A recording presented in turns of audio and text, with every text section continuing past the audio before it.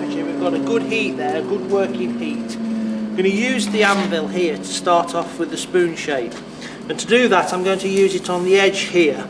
And I'm going to actually forge it like so.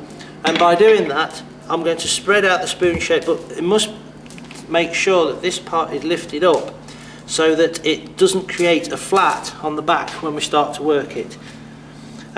If you hold it down flat along the edge of the anvil like so and you start working it, what you'll do is you'll put a flat all the way along there, which when it'll become apparent later on once we form the socket and start to form the shoulder.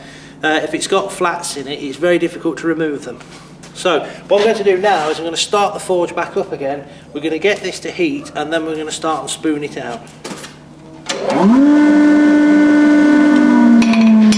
Right, now I'm going to start and work this. I'm going to forge this towards me.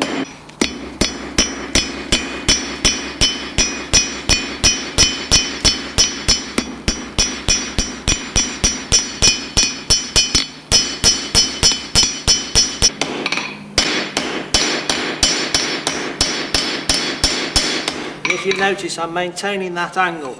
Okay, it's got a bend on it at the moment, but later on that will straighten out as we start to form it. Now it's also important that you don't allow the metal to get too cold when you're working it. It needs to be sort of like no less than a dull red for this heavy drawing out stage. So now we're just going to heat it up some more, but this time I'm going to carry on forging, and because I've got it started, I can actually start working it from this angle.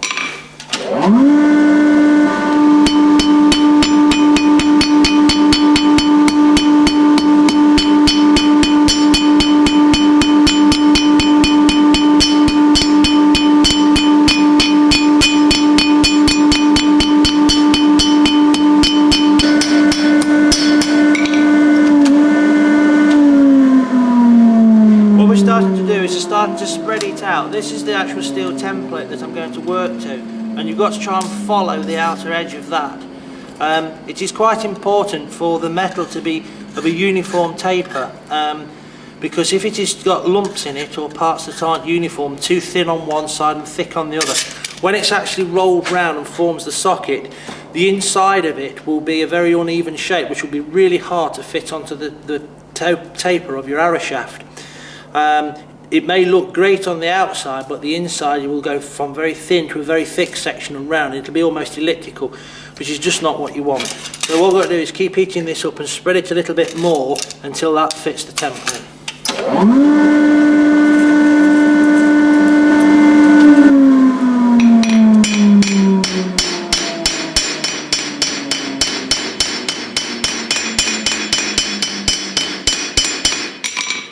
Right, now we can see that that is covering over that template quite nicely. That's the sort of shape that we want. But what I need to do now is go onto the arrow stake. Using a slightly smaller hammer, lighter hammer, I'm going to take out any of the imperfections that are in the on the surface, which will make the taper a better, smoother finish and more precise.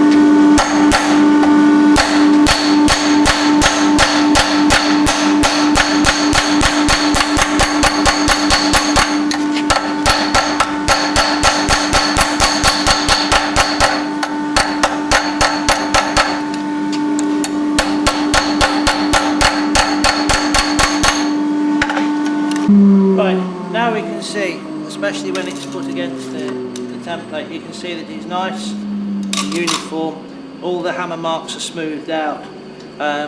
This is perfect now for starting to roll the taper on the socket, which is what we're going to do next.